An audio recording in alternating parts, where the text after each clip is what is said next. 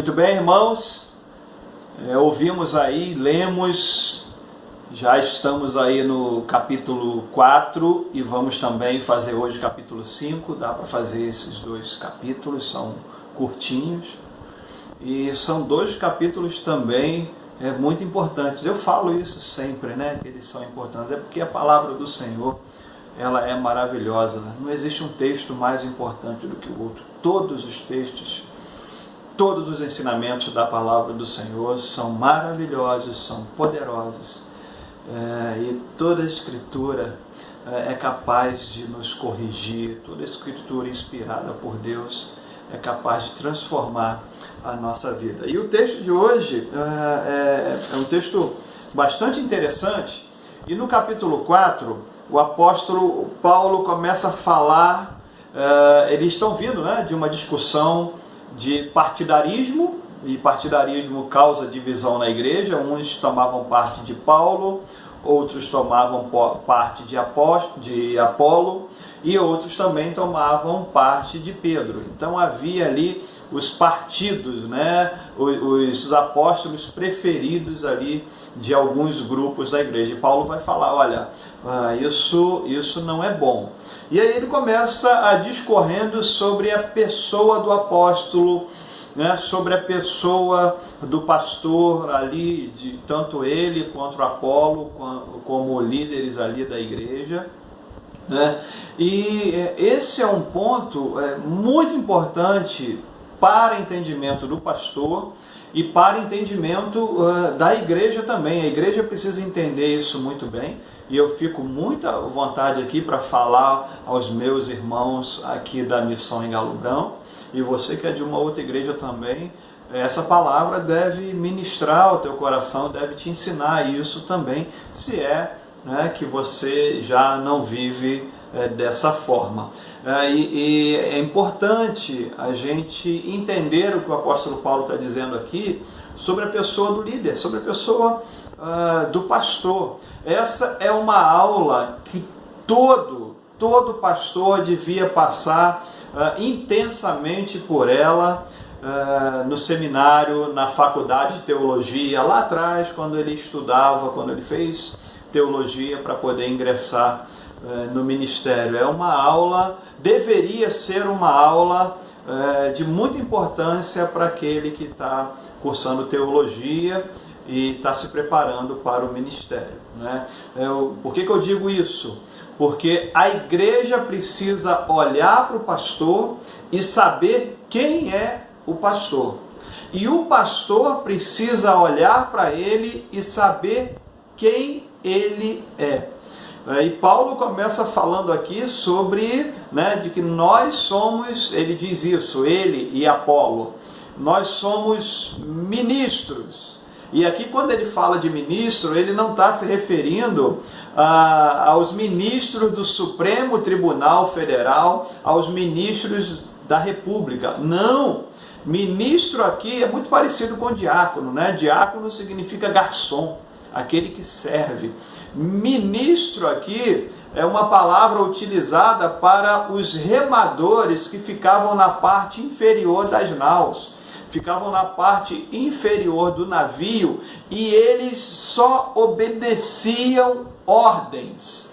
Então o que Paulo está colocando aqui não é ministro numa posição de proeminência, ele está colocando um ministro aqui numa posição subalterna, de que ele obedece ordens. Ele está como um daqueles remadores inferiores.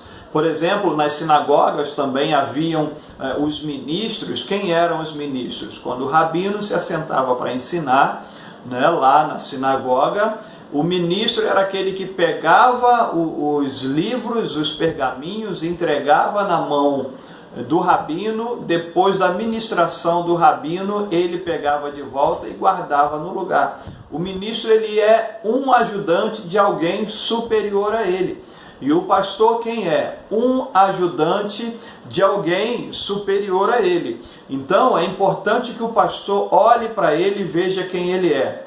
E é importante que a igreja olhe para o pastor e veja quem ele é. Mas entenda que a forma que o pastor olha para ele é completamente diferente da forma que a igreja olha para ele.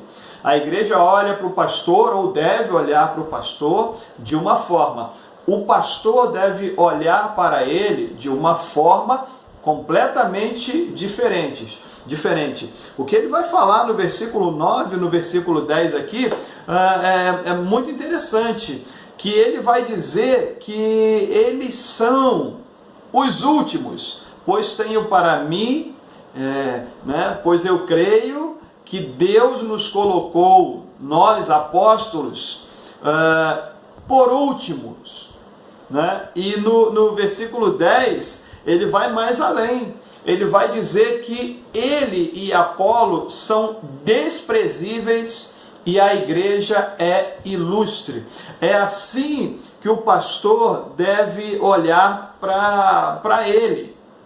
Ele deve olhar e considerar inferior um servo da igreja. Ele deve considerar a igreja ilustre e ele desprezível. É claro que é uma coisa muito complicada, principalmente nesse tempo em que os pastores, eles querem ser tratados, e aqui eu não falo de respeito, não é isso, respeito à autoridade pastoral, não estou falando disso, estou falando de pastores que querem estar sendo servidos pela igreja, que exigem isso da igreja, quando na verdade o apóstolo Paulo vai dizer, ele vai falar dele, eu sou último e vocês são os primeiros, eu sou desprezível e vocês, a igreja, são os ilustres. Essa é uma visão de humildade, de reconhecimento de quem ele é. Ele continua falando no início do capítulo 4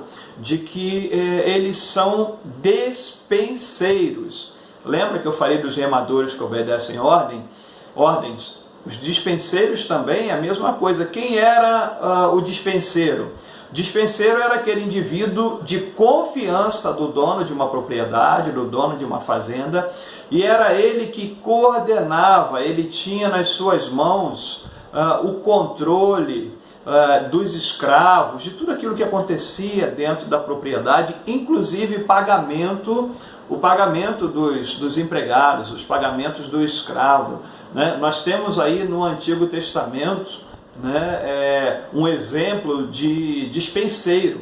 Nós temos Eliezer, que foi um dispenseiro de Abraão, que inclusive Deus fala para Abraão, não é o Damasceno, Eliezer, que vai ser o teu herdeiro. De tanta confiança que Abraão tinha no seu dispenseiro. Nós vamos ver José.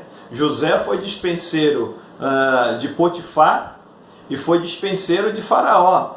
Ele tinha sua importância, mas ele obedecia a Potifar, o general, e depois então ele foi servir a Faraó. Então ele obedecia a Faraó. E aí Paulo vai dizer que eles são dispenseiros dos mistérios de Deus, daquilo que Deus revelou. Qual é o mistério que Deus revelou? É Cristo em nós, Cristo na igreja, quando ele vai dizer esperança da glória.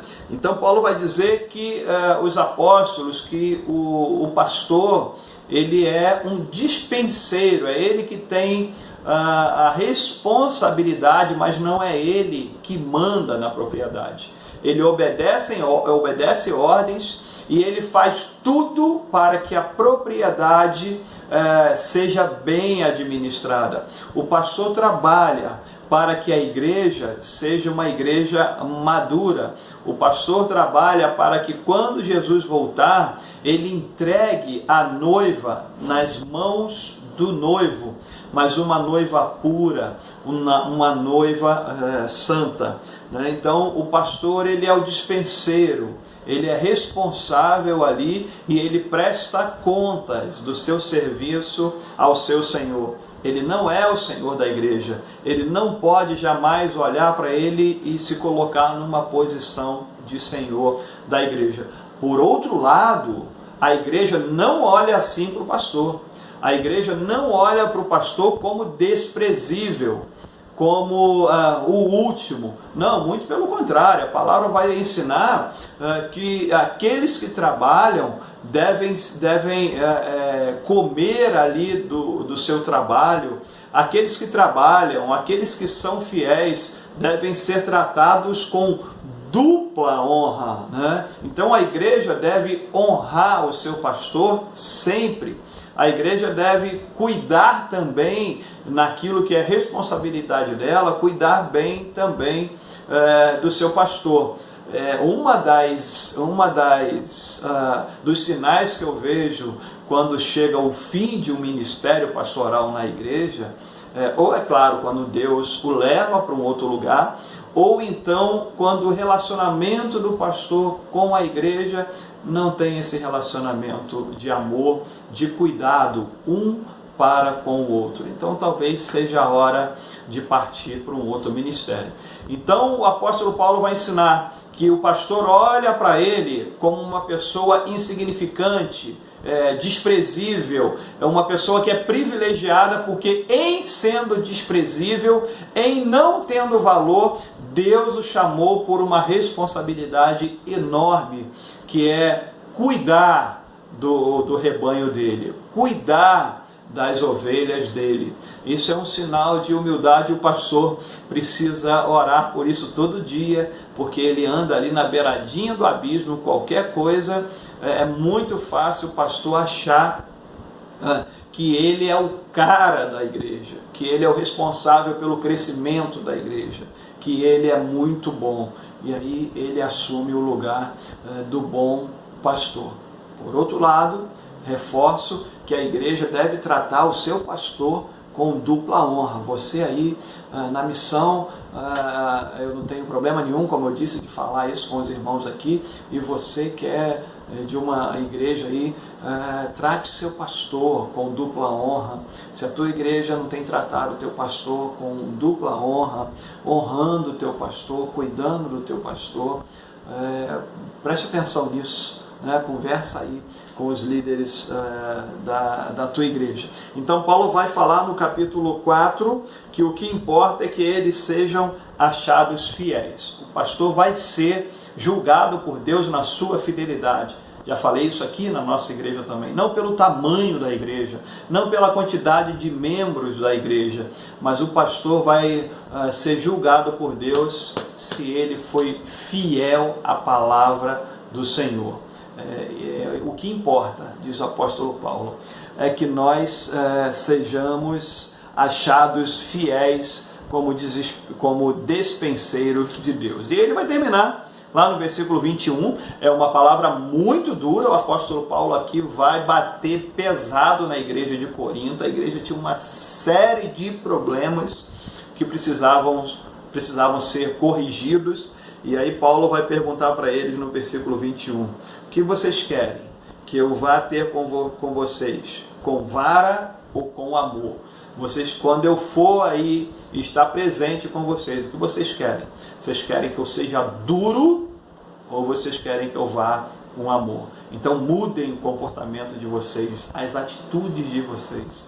É o que o apóstolo Paulo está ensinando aqui no capítulo 4. E aí ele já emenda no capítulo 5 e ele vai falar e vai exortar a igreja a respeito de uma igreja que tolera a imoralidade. Estava acontecendo um caso ali de imoralidade, dentre muitos problemas daquela igreja, mas havia ali imoralidade. O que estava acontecendo ali? Um rapaz, um jovem, estava tendo um relacionamento amoroso com a sua madrasta, com a mulher de seu pai. Não era sua mãe, era sua madrasta.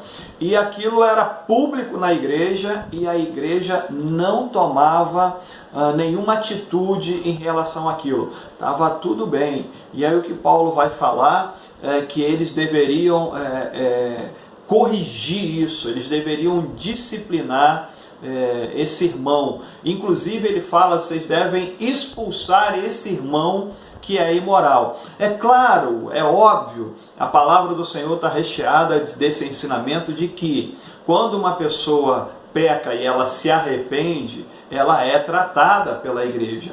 Mas quando ela insiste no erro e não atende aquilo que a igreja está colocando para ela, para que ela corrija o seu comportamento, a sua postura, que se arrependa, Paulo vai dizer aqui que deve mesmo expulsar esse irmão, o irmão imoral, o irmão que não aceita a repreensão, que se acha superior à doutrina, que se acha superior à igreja. E Paulo vai falar com eles, olha, muito cuidado, porque um pouquinho de fermento leveda toda a massa. Fermento na Bíblia, em muitos momentos, ele é usado para ilustrar a questão do pecado. Lá em Mateus, Jesus vai dizer que a igreja é como fermento, né? Ela vai trabalhando em silêncio ali e vai transformando o mundo. Mas a maioria das vezes o fermento é considerado uma ilustração do pecado. E o que Paulo está dizendo é, corrijam isso, porque o pecado desse irmão vai contaminar toda a igreja. Lembra que a igreja está inserida num contexto cultural de extrema prostituição, uma religião completamente envolvida com a prostituição. Lembra das prostitutas cultuais lá que a gente falou no capítulo 1, no capítulo 2. E o apóstolo Paulo vai falar, corrijam isso, porque esse fermento é como se fosse aí um pecadinho, né? Aquela história do pecadinho e pecadão, mas esse irmão, a situação desse irmão vai complicar a vida da igreja. E aí no versículo 11, ele vai, terminando já, ele vai falar alguma coisa interessante aqui, que no verso 9, que nós não devemos nos associar com esse tipo de gente. E ele continua falando que não é com o pessoal de fora da igreja, não são com os bêbados que a gente não deve se associar, mas é com aquele que se diz irmão, aquele que se diz crente, aquele que se diz evangélico, mas não vive. Não compactue com gente que anda em pecado. Repreenda-o pessoalmente. Se ele não se arrepender, chama-o e leva-o ao teu pastor, mas não compactue com o pecado. Você é a igreja de Deus. Não vá falar isso para todo mundo. Converse primeiro com ele. Se ele não se arrepender, você fala, eu vou levar o assunto ao pastor. Você vai perder a amizade, com certeza, mas a palavra vai dizer que a gente nós não devemos nos associar com aquele que se diz irmão, mas não vive como um servo do Senhor. Palavra dura. A carta aos Coríntios, a primeira carta, é uma palavra muito dura. Era uma igreja problemática que o apóstolo Paulo escreve para corrigir esses problemas. Capítulo 4 a gente falou sobre partidarismo. E no capítulo 5 ele vai falar sobre o pecado dentro da igreja que não pode ser jogado para debaixo do tapete. Que o Senhor nos abençoe e que o Senhor nos ajude a sermos uma igreja santa, uma igreja que ama cada um dos pecadores, mas não compactua com o pecado. Que Deus te abençoe, querido, e que Deus santifique também a tua vida. Lembrando aqui que quando ele fala do pecado da igreja, ele também está falando do pecado pessoal. Assim como aquele pecado de um indivíduo pode contaminar toda a igreja e trazer problema para toda a igreja, o pecado na tua vida pessoal também. Se você tem pecado aí que está guardado, que ninguém sabe, irmão, resolve isso com Deus, que esse fermento vai transformar, vai contaminar toda a tua vida. E lembra que o apóstolo Paulo falou em Romanos? A consequência do pecado é a morte. Morte da alegria. Aqui inclusive ele fala de morte física, não entramos nesse tema, né? Mas inclusive ele fala aqui que o corpo seja entregue a Satanás, para que a carne pereça. Ele está falando de morte. Então não é só o pecado cometido lá na igreja, é o pecado na tua vida também. Não deixe isso crescer não, querido. Arranca esse fermento da massa da tua vida. Deus te abençoe, Deus te santifique e vamos lá então para o próximo capítulo de Coríntios. Deus te abençoe. Amém.